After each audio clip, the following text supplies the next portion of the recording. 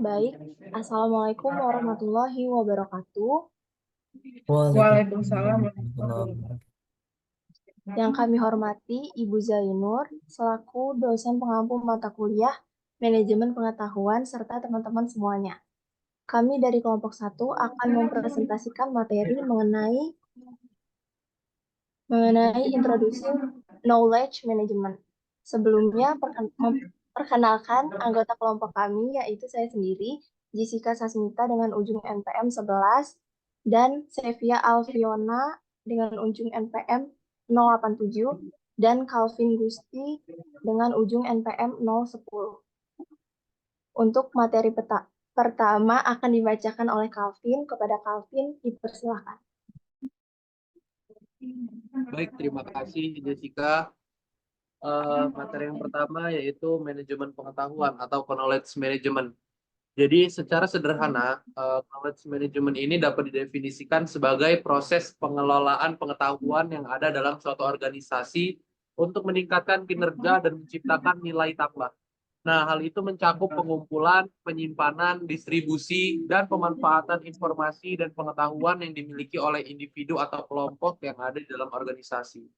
Nah, knowledge management ini bertujuan untuk memfasilitasi pertukaran pengetahuan, inovasi, dan pembelajaran organisasional untuk mencapai tujuan yang telah ditetapkan organisasi. Dengan kata lain, ini juga membantu organisasi untuk lebih efektif menggunakan pengetahuan yang dimilikinya untuk mencapai keunggulan kompetitif dan kesuksesan dalam jangka panjang.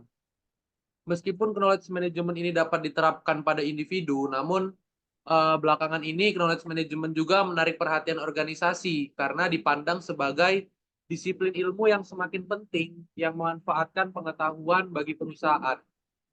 Menurut Peter Drucker sendiri, yaitu seorang ahli manajemen, sumber daya yang paling berharga dalam organisasi saat ini itu adalah pengetahuan yang dimiliki oleh semua orang di dalamnya, seperti karyawan, pelanggan, dan pemasok. Jadi knowledge management ini sangat membantu organisasi ya untuk mengelola pengetahuan agar lebih baik. Next.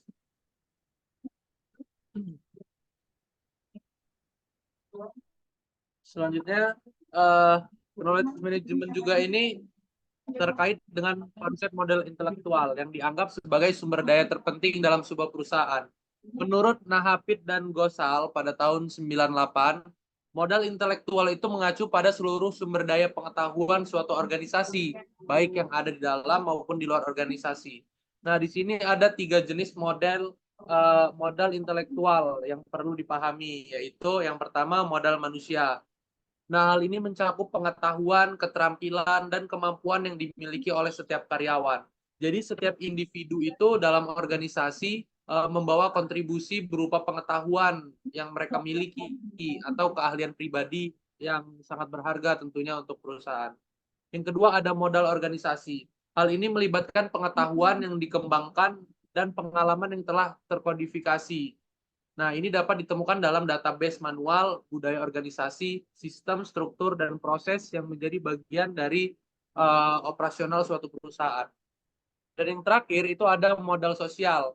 Hal ini melibatkan pengetahuan yang terkandung dalam hubungan dan interaksi antar individu. Dalam kata lain, hal ini bagaimana orang-orang dalam organisasi itu saling berkomunikasi, berbagi informasi, dan mungkin bisa belajar satu sama lain. Next. Selanjutnya cara mengolah pengetahuan. Jadi mengelola pengetahuan dalam sebuah organisasi ini membawa banyak manfaat. Beberapa yang terlihat dengan jelas itu mungkin ada juga yang nggak langsung terlihat dengan jelas. Namun manfaat ini sangat berdampak positif pada berbagai aspek operasional dan strategis organisasi. Nah, berikut ini merupakan beberapa manfaat dalam mengelola pengetahuan pada organisasi, yaitu yang pertama peningkatan kompetensi bisnis inti. Jadi maksudnya itu dengan mengelola pengetahuan, organisasi ini dapat mengembangkan pemahaman yang lebih baik tentang bisnis inti mereka, membantu meningkatkan keterampilan dan efisiensi dalam menjalankan operasi organisasi. Lalu yang kedua, percepatan inovasi dan waktu pemasaran. Jadi adanya akses terhadap pengetahuan yang relevan itu dapat mempercepat proses inovasi dan peluncuran produk atau layanan baru ke pasar. Hal ini memungkinkan organisasi itu untuk lebih responsif terhadap perubahan pasar dan kebutuhan pelanggan. Yang ketiga, pemberdayaan karyawan. Dengan membagikan pengetahuan, organisasi ini memberdayakan karyawan untuk berkembang dan berkontribusi lebih efektif. Hal ini menciptakan lingkungan kerja yang mendukung pertumbuhan dan inovasi. Dan yang terakhir itu ada pembangunan keunggulan kompetitif yang berkelanjutan. Nah, dengan mengelola pengetahuan dengan baik, organisasi ini dapat membangun keunggulan kompetitif yang berkelanjutan. Hal ini tentunya dapat membantu mereka untuk bersaing dengan sukses dalam lingkungan bisnis yang terus berubah. Next.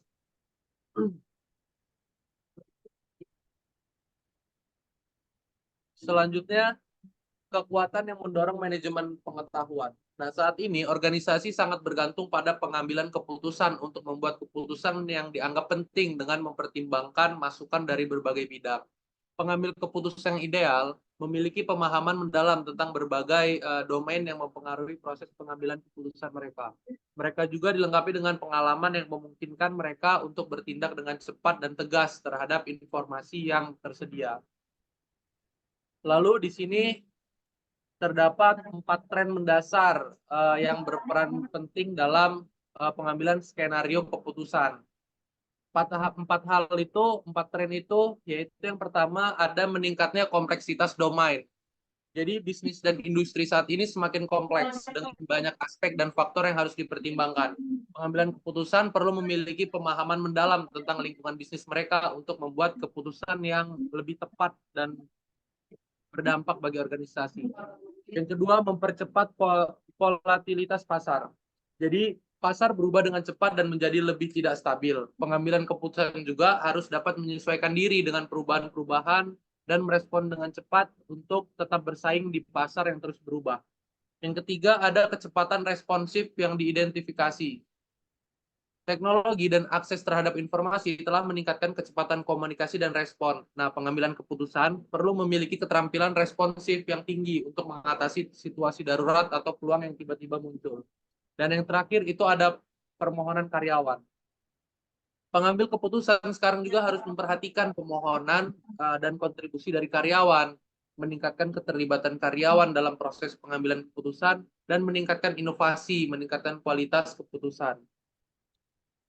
Baik, sekian materi dari saya kembalikan kepada moderator.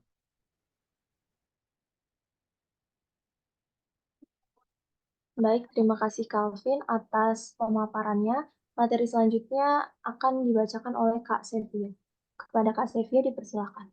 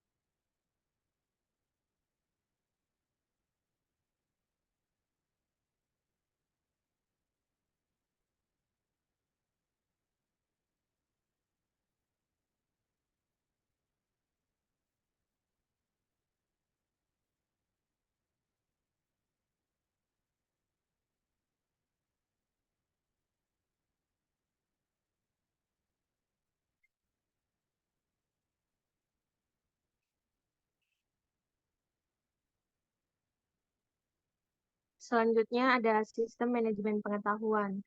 Menurut Brandley tahun 1997, perubahan pesat di bidang KM sebagian besar disebabkan oleh kemajuan dramatis yang kita saksikan di bidang teknologi informasi atau IT.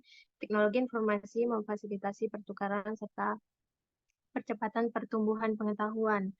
IT memungkinkan pergerakan informasi dengan kecepatan dan efisiensi yang meningkat. Misalnya, komputer menangkap data dari pengukuran fenomena alam dan kemudian dengan cepat memanipulasi data tersebut untuk lebih memahami fenomena yang diwakilkannya. Peningkatan daya komputer dengan harga lebih rendah memungkinkan pengukuran proses yang semakin kompleks, yang mungkin hanya dapat kita bayangkan sebelumnya. Next. Selanjutnya ada sistem manajemen pengetahuan adalah salah satu jenis sistem IT yang menyimpan dan mengambil pengetahuan untuk meningkatkan pemahaman, kolaborasi, dan penyelarasan proses. Mengakuisisi data, memproses data menjadi informasi, menggunakan dan mengkomunikasikan informasi dengan cara yang paling efektif, dan menghapus informasi pada waktu yang tepat disebut manajemen pengetahuan atau knowledge management. Selanjutnya ada komponen, terdiri dari 3 faktor utama dalam knowledge management. Yang pertama, people, merupakan orang-orang mempunyai pengetahuan, mengelola sistem tersebut, serta berkomitmen pada proses yang melibatkan pengetahuan untuk organisasi. Aktivitas berbagi membuat penyebaran pengetahuan bisa dibangun. Yang kedua ada proses, memastikan implementasi dari knowledge management berjalan dengan semestinya dengan cara menyelaraskan prinsip, strategi, praktek, dan proses. Dan yang terakhir ada teknologi, adalah media knowledge management system yang memerlukan orang berkompeten untuk mengurusnya. Dalam proses implementasi diperlukan beragam alat untuk memfasilitasi komunikasi, konten manajemen, serta kolaborasi.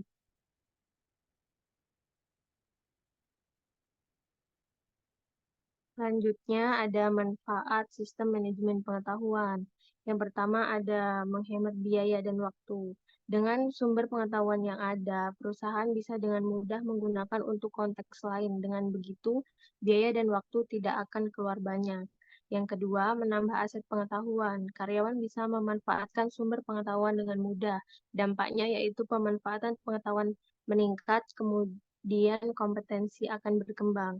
Yang ketiga, perusahaan lebih mudah beradaptasi. Jika lingkungan bisnis mengalami perubahan, maka perubahan akan lebih siap menghadapinya dengan cara beradaptasi dengan baik. Yang keempat, meningkatkan produktivitas. Pengetahuan bisa digunakan ulang dalam membuat produk yang sedang dikembangkan, sehingga akan terjadi peningkatan produktivitas. Selanjutnya, ada masalah dalam manajemen pengetahuan. Yang pertama, sulit mengakses informasi atau pengetahuan yang dibutuhkan. Dengan menerapkan knowledge management system akan menjadikan akses informasi atau pengetahuan yang dibutuhkan lebih mudah. Artinya, setiap orang bisa mencari informasi apapun yang dibutuhkan tanpa harus bertanya langsung kepada orang lain, yang dimana hal ini menyebabkan terjadinya ketergantungan. Semua informasi yang dibutuhkan dapat diakses dengan melalui sistem knowledge management. Yang kedua, terhambatnya pengambilan keputusan karena kurangnya informasi. Kemudahan dalam mengakses informasi tanpa ada ketergantungan dengan orang lain ini menjadikan knowledge management system berperan penting dalam pengambilan keputusan yang tepat, karena semua informasi yang dibutuhkan beserta pengalaman-pengalaman sebelumnya sudah dimasukkan ke dalam sistem, sehingga pengguna dapat lebih mudah mendapat informasi guna mengambil keputusan. Dan yang terakhir, adanya ketergantungan terhadap karyawan tertentu. Salah satu peran vital dari knowledge management system adalah menghilangkan adanya ketergantungan, karena biasanya ketika orang yang sangat berpengalaman sudah tidak lagi bekerja di perusahaan tersebut, muncul ketergantungan karena semua pengetahuan masih belum tertransfer kepada karyawan lain. Dengan menggunakan knowledge management system ini, maka semua pengetahuan yang ada pada SDM telah dikumpulkan dalam sistem sehingga tidak ada kekhawatiran jika salah satu karyawan sudah tidak lagi bekerja di perusahaan tersebut. Sekian materi dari saya kembalikan ke moderator. Baik, terima kasih Kak Sevia. Selanjutnya yaitu kesimpulan. Kesimpulan dari bab ini adalah membahas sistem penerapan pengetahuan yang mengacu pada sistem yang memanfaatkan pengetahuan dan merangkum teknologi cerdas paling relevan yang mendasarnya, khususnya sistem PAKOR berbasis aturan dan penalaran berbasis kasus. Contoh spesifik sistem penangkapan pengetahuan dibahas. Bab ini juga mencakup diskusi tentang mekanisme penangkapan pengetahuan dan penggunaan storytelling dalam organisasi, dan diakhiri dengan diskusi singkat mengenai tren penelitian tentang sistem penangkapan pengetahuan. Di masa depan, sistem manajemen pengetahuan diharapkan dapat membantu para pengambil keputusan dalam mengambil keputusan yang lebih manusiawi dan memungkinkan mereka menghadapi masalah-masalah yang jahat dan tidak ada duanya. Selanjutnya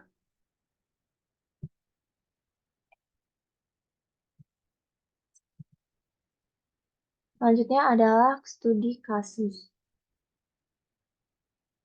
Studi kasus Puskesmas Banjaran Kabupaten Bandung. Puskesmas Banjaran Kabupaten Bandung ini memiliki peran penting dalam memberikan pelayanan kesehatan individu kepada masyarakat. Namun ada beberapa tantangan yang dihadapi, seperti kurangnya dokumentasi dan berbagai pengetahuan secara keseluruhan.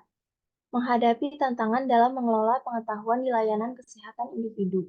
Kasus ini terjadi karena adanya kebutuhan untuk mengelola pengetahuan di Puskesmas Banjaran Kabupaten Bandung guna menghindari penurunan pelayanan dan memastikan pengetahuan baru dapat diterapkan dengan baik. Dengan adanya kasus ini bertujuan untuk menganalisis pengembangan sistem manajemen pengetahuan di puskesmas tersebut.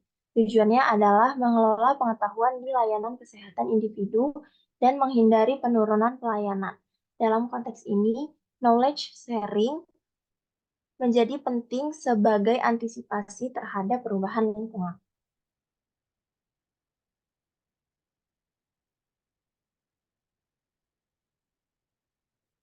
Baik, selanjutnya adalah sesi tanya jawab. Bagi teman-teman yang ingin bertanya, dipersilakan. Oke, sebelum ada pertanyaan ya, ini sebelum dibahas pertanyaan, saya masih memperkenankan silakan yang mau bertanya, itu nanti tolong dibuat ya berita acara tiap kelompok yang presentasi ya, dikirimkan ke grup manajemen pengetahuan. Nah, pertanyaan saya, kita sebentar, Haris, kita ada berapa kelompok, Riz? Untuk mata kuliah yang mana, Bu? Manajemen pengetahuan. Nah, Kalau yang manajemen pengetahuan itu untuk daftar kelompoknya ada 13, Bu. 13 ya. Ya, 13. Oke, maka saya mau menjelaskan dulu ya mengenai knowledge. Ini kita kan sedang mengetahui apa sih knowledge. Pasti rata-rata kalian mengatakan itu sebagai suatu pengetahuan. Ya iya betul. Knowledge ditranslate begitu ya. Itu menjadi pengetahuan. Tapi sebenarnya apa gitu ya mengenai manajemen pengetahuan. Manajemen pengetahuan itu sebenarnya serangkaian proses yang dia itu berawal secara bottom up, bukan top down. Jadi prosesnya itu ada proses yang terus continuous, ongoing proses yang dia itu dimulai dari bawah, ya dari bottom up ya. Dan tujuannya sih untuk apa begitu? Untuk menemukan nilai, kemudian menggunakan informasi yang ada atau kita biasa katakan itu sebagai raw data atau data mentah begitu ya. Yang ini kemudian dibagikan atau sharing ya itu ke berbagai pihak yang ada dalam organisasi kita.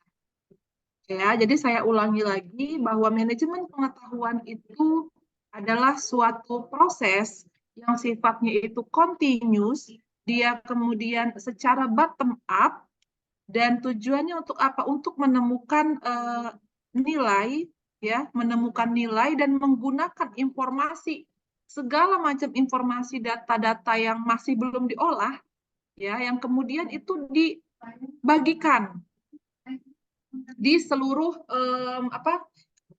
elemen-elemen organisasi tanpa batas. Nah, itu yang dimaksud dengan apa namanya manajemen pengetahuan, ya.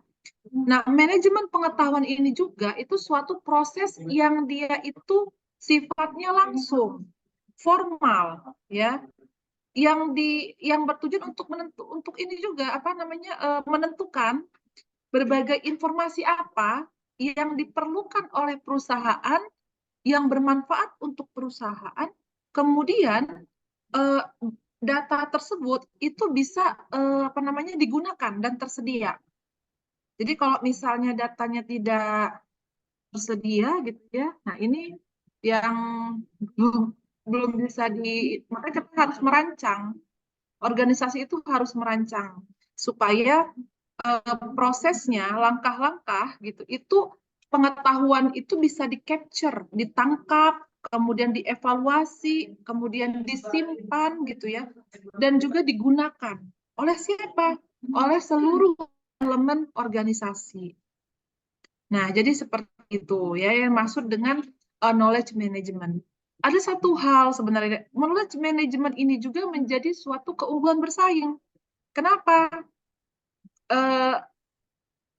Kalaupun misalnya gitu ya, apa namanya antara organisasi satu dengan organisasi yang lain pasti memiliki individu dengan kapasitas pengetahuan yang berbeda. Individu dengan masing-masing kemampuan, keterampilan, pengetahuan, sikap yang berbeda-beda. Semuanya unik. Oleh karenanya ketika itu dikembangkan, ya baik itu tacit ataupun explicit knowledge, maka itu bisa menjadi kompetitif apa namanya strategi bagi perusahaan itu untuk bisa memberikan nilai tambah bagi siapa? Bagi customernya, bagi karyawannya, dan akhirnya bagaimana? Akhirnya bisa meningkatkan keunggulan bersaing dari suatu organisasi atau perusahaan. Nah, berkaitan dengan pengetahuan ini, maka setiap organisasi atau perusahaan itu mereka pasti punya database. Atau kita katakan sekarang itu big data. Nah, big data yang disimpan dengan rapi, dikelola secara sistematis, well organized, secara akurat, dan mudah untuk dicari ketika misalnya nih, Nadira ini butuh data berapa karyawan yang mengundurkan diri, dan itu sudah terrecord dengan baik. Itu akan mudah kan untuk pencarian di bagian apa? Di bagian HRD. Bayangkan kalau misalnya penyimpanan data dan lain sebagainya itu nggak rapi. Nah, berbicara dengan mengenai knowledge management ini, kita nggak bisa terlalu sempit ya. Oh, manajemen itu adalah suatu pengetahuan. Jadi kalau dokumen-dokumen nggak bisa kita sebut pengetahuan, nggak begitu. Karena kita mengenal dua macam jenis pengetahuan. Apa saja? Tacit, eksplisit. Nah, tacit, eksplisit, coba saya mau tanya dulu gitu ya. Ketika seseorang ini mempunyai gagasan, memiliki ide, hasil pikir yang dia peroleh melalui pengalaman kehidupan dia, kita mengatakan itu sebagai explicit knowledge atau sebagai tacit knowledge? Tolong dijawab. Ketika masing-masing individu ini memiliki ide, gagasan, kemudian hasil pikir yang dia dapatkan dari suatu pengalaman hidup dia, itu kita mengatakan sebagai tacit knowledge atau explicit knowledge. Tolong dijawab. Explicit knowledge mungkin. Explicit karena Explicit knowledge. iya, Explicit kan knowledge. iya, Bu. Alasannya, ya, gimana alasannya, Niki? Karena kan itu dari pengalaman dia sudah apa ya, udah terjun langsung, terus dia kayak berbagi gitu loh Bu, kayak gagasan dari saya pernah mengalami ini dari pengalaman mungkin pengalaman kerja atau pengalaman apanya, terus dia ingin sampaikan itu dan itu ingin diteruskan gitu ke tempat baru mungkin gitu. Jadi lebih ke eksplisit kalau menurut saya. Oke ya, itu tadi pendapat dari Niki. Nah, sekarang em, saya ingin kalian masing-masing kelompok gitu ya. Ini karena begini, sebelum saya loncat gitu ke bab 2, kita harus tahu dulu knowledge management ini apa. Dan dia memiliki 2 basic knowledge, tacit dan eksplisit. Jadi saya minta masing-masing kelompok, ya, jadi tugas kelompok untuk membuat tabulasi perbedaan antara kedua jenis pengetahuan tersebut. Jadi dibuat tabel komparasinya, perbandingan antara explicit knowledge dengan tacit knowledge. Yang sumbernya adalah artikel dari jurnal internasional. Jadi nanti ketika kalian sudah buat tabelnya gitu ya, tabel perbandingan antara explicit knowledge dengan tacit knowledge, itu nanti dibuat daftar pustaka di bawahnya ya, referensi atau daftar pustaka. Sebutkan artikel rujukannya apa di situ. Ya, itu tugas kelompok. Dan nanti masing-masing kelompok itu akan saya beri nilai untuk saya kembalikan lagi sebagai suatu bentuk feedback gitu ya. Jadi tolong itu dikumpulnya minggu depan. Oke, minggu depan ini kan hari Kamis ya, berarti Rabu lah. Iya, Bu. Rabu ya. Jangan Rabu, nanti saya nggak sempat ngoreksi lagi. Selasa. Tolong ditulis nama kelompok, anggotanya, iya Haris. Ditulis kelompok berapa, namanya siapa aja. Di dalam bentuk tabel ya. Dalam bentuk tabel perbandingan itu. Sehingga ketika kalian sudah menggali informasi tersebut, kalian akan paham mana yang dia itu tacit, mana yang dia itu eksplisit. Jadi kalaupun nanti misalnya saya bolak-balik, saya kasih bentuk ini segala macam, kalian tahu, tetap aja itu, ini tacit, ini eksplisit, begitu ya. Karena akan sangat aneh ketika kalian belajar manajemen pengetahuan, tapi kalian tidak mampu membedakan mana tacit knowledge, mana explicit knowledge. Ya, jadi itu tugasnya. Oke, sekarang saya masih ada yang ini nggak akan saya jelaskan dulu ya, karena kalau saya jelaskan dulu nanti kalian sudah dapat gambarannya seperti apa begitu. Jadi ini saya keep dulu, tidak langsung saya jabarkan. Jadi nanti kalian juga harus memahami gitu bahwa sebenarnya di dalam organisasi itu juga terdapat 4 pola dasar untuk menciptakan pengetahuan di dalam organisasi. Ada 4 pola dasar untuk menciptakan pengetahuan dalam organisasi. From tacit to tacit. Jadi dari tacit ke tacit. Tapi ada juga dari explicit to explicit. Ada juga dari tacit to explicit, kemudian dari from explicit, dari explicit ke tacit. Nah, itu ada polanya, pola dasar untuk menciptakan pengetahuan di dalam suatu organisasi. Bagaimana kita katakan itu dari tacit ke tacit? Bagaimana sih gitu ya? Nah, saya nggak akan jelaskan dulu. Nanti kalau saya jelaskan dari tacit ke tacit, ternyata tacit itu yang seperti ini, begitu ya. Jadi tolong itu kalian pahami sumbernya adalah, kalian tuliskan sumbernya, referensi daftar pustaka, apa artikelnya. Saya nggak membatasi artikelnya ya, silahkan. Jadi nanti misal contoh ya, tabel perbandingan pertama misalnya, tacit sama si eksplisit itu kalian menuliskan tacit adalah misalnya eksplisit adalah kalian tuliskan sumbernya dalam kurung misalnya ya, Yola, 2022. Kalian tutup kurung. Jadi ketika saya melihat ke dalam daftar pustaka, referensinya, itu akan tertuju, artikel yang Yola ini itu dijadikan sebagai sumber untuk bahan perbedaan di poin pertama. Kayak gitu ya. Jadi harus ditulis tuh. Jangan cuma tacit adalah misalnya bla bla bla bla. Udah, tapi saya nggak tahu yang mana.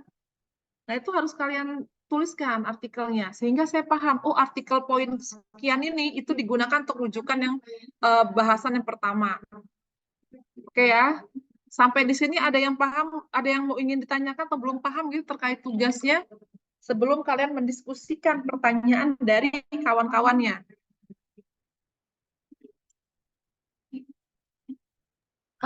Berarti ini dikerjakan di Word biasa gitu kan, Bu? Terus jadikan PDF. Iya, di Word, di Word teman PDF kan.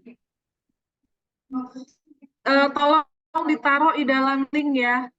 Ini apa namanya, Haris, ditaruh disematkan di deskripsi grup Sudah, supaya Ibu. mudah saya aksesnya. Jadi saya nggak harus scroll lagi gitu ya. Oke, sekarang itu kita bahas yang akan datang ya, supaya kalian eksplor dulu apa sih tacit knowledge, apa explicit knowledge ya, secara lebih komprehensif.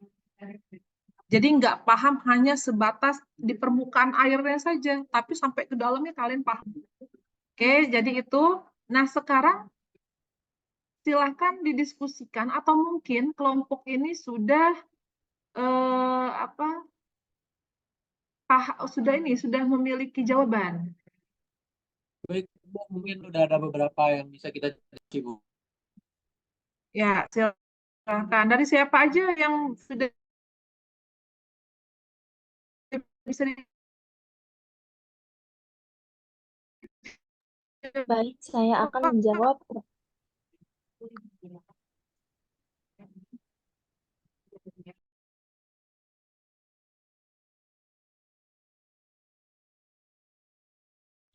Baik, saya akan menjawab pertanyaan dari Riesta, yaitu bagaimana praktik terbaik dalam pengembangan kompetensi dapat diadaptasi dan diimplementasikan dalam konteks organisasi masing-masing. Jadi, pengembangan kompetensi dalam konteks organisasi memerlukan pendekatan yang terencana dan terarah. Praktik terbaik meliputi identifikasi kebutuhan kompetensi, pengembangan program pelatihan yang sesuai, pengukuran efektivitas, dan dukungan berkelanjutan.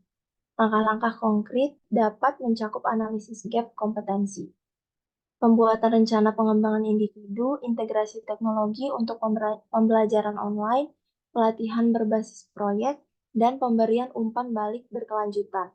Penting juga untuk memastikan adanya dukungan dari manajemen atas dan kultur organisasi yang mendukung pembelajaran dan pengembangan berkelanjutan. Bagaimana, Resta?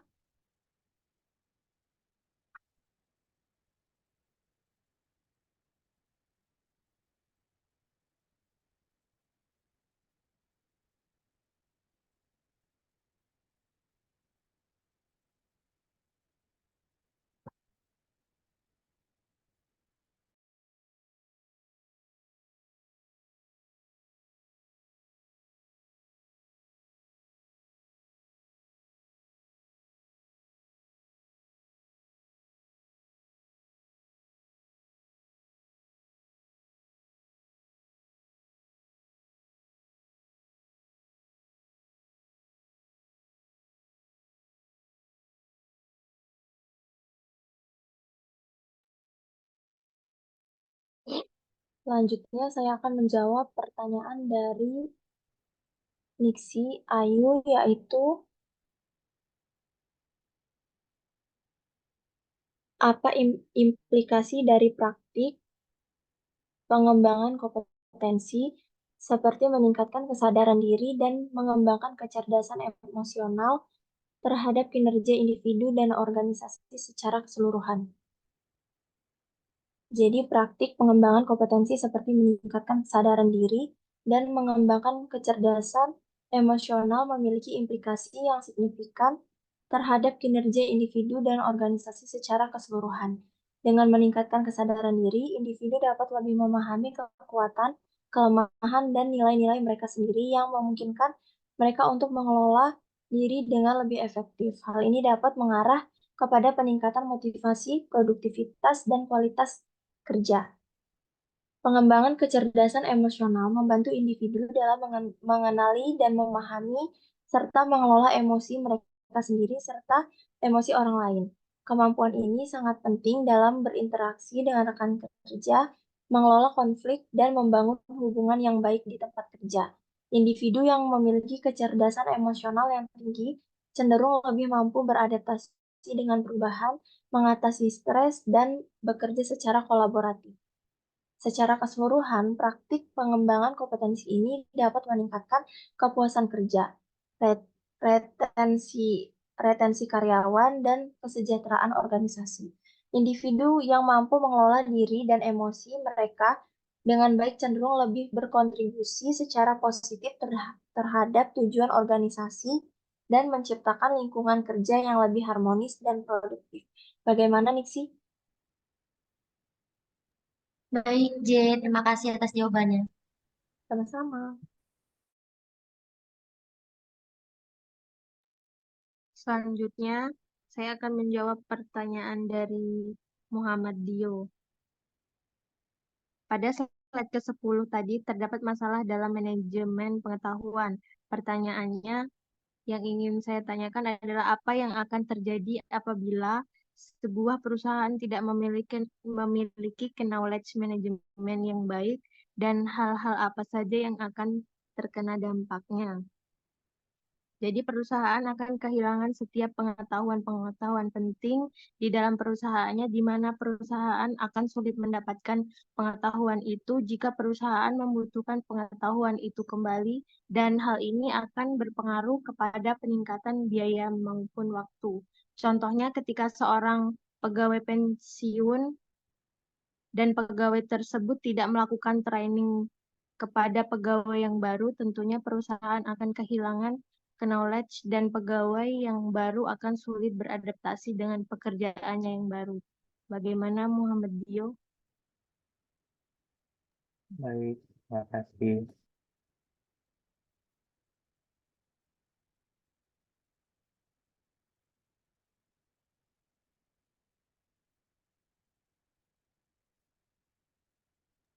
Baik, mungkin selanjutnya saya akan melanjutkan menjawab pertanyaan dari Fahri. Di sini Fahri bertanya, jelaskan perbedaan sistem kerja pengetahuan dan sistem manajemen pengetahuan. Jadi sistem kerja pengetahuan dan sistem manajemen pengetahuan ini merupakan dua pendekatan yang berbeda dalam pengelolaan pengetahuan di suatu organisasi. Sistem kerja pengetahuan itu lebih menitik beratkan pada cara individu atau kelompok mengelola berbagai dan menggunakan pengetahuan dalam tugas sehari-hari mereka. Hal ini melibatkan alat dan proses yang mendukung aktivitas sehari-hari seperti menyimpan catatan atau berbagi ide dengan rekan-rekan kerjanya. Sedangkan sistem manajemen pengetahuan itu lebih terfokus pada pengelolaan yang formal dan terstruktur gitu dari pengetahuan di seluruh organisasi. Hal ini biasanya itu mencakup proses untuk mengumpulkan, menyimpan, mengatur, dan mendistribusikan pengetahuan agar dapat diketahui dan dimanfaatkan secara efektif oleh seluruh anggota yang ada di organisasi tersebut. Nah, sistem manajemen pengetahuan ini juga melibatkan penggunaan basis data pengetahuan dan proses formal untuk mendokumentasikan serta menyebarkan pengetahuannya. Begitu Fahri. Gimana Fahri? Baik, terima kasih Kelvin atas jawabannya. Baik, sama-sama Fahri. Selanjutnya saya akan menjawab juga pertanyaan dari Diki. Pertanyaannya, bagaimana knowledge management itu dapat membantu organisasi mengatasi tantangan adaptasi terhadap perubahan besar? Nah, knowledge management itu membantu organisasi menghadapi perubahan besar dengan cara memahami lingkungan bisnis, menyesuaikan strategi lebih cepat, mendorong inovasi, mengelola resiko, memberdayakan karyawan, menyediakan pelatihan, dan juga menjaga pengetahuan. Lalu dengan mengelola pengetahuan ini, organisasi juga dapat memahami dengan lebih mendalam lingkungan eksternal dan internal mereka di situ. Serta dapat memungkinkan juga mereka itu untuk lebih cepat menyesuaikan strategi bisnis dengan perubahan pasar yang ada. Lalu dengan menggunakan knowledge management juga, organisasi itu juga bisa lebih siap dan responsif dalam menghadapi dinamika perubahan, menciptakan keunggulan kompetitif. Begitu Diki, bagaimana Diki? Dapat dipahami Calvin, terima kasih. Terima kasih juga Diki. Selanjutnya saya akan menjawab pertanyaan dari Anggra Wahyuni. Banyak kasus di lapangan jika karyawan yang mengikuti training hanya datang sebagai formalitas semata bukan karena ingin benar-benar upgrade ke knowledge. Menurut kelompok kalian, bagaimana cara mengatasi kasus tersebut agar organisasi menjadi jauh lebih baik dan memiliki SDM yang berkualitas?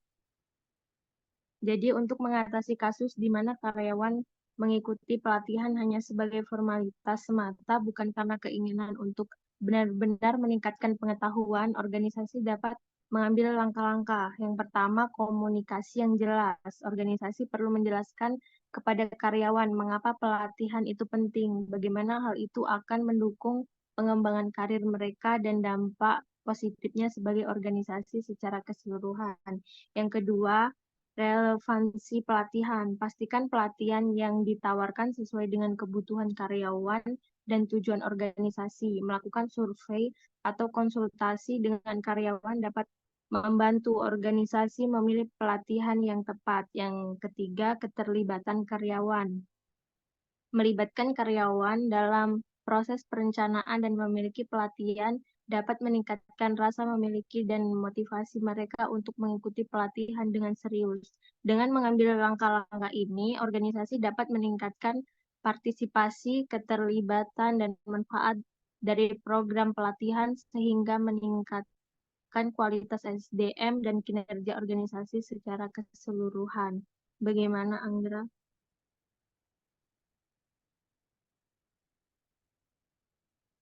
Sudah sangat jelas, terima kasih atas jawabannya.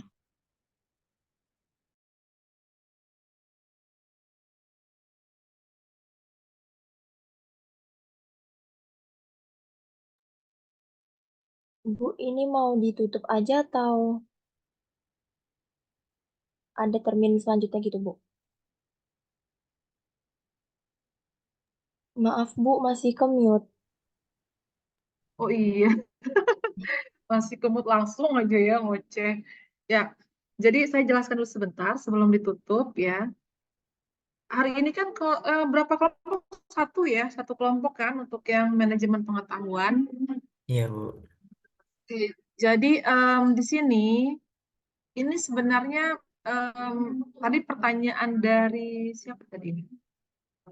Oh, bukan ini.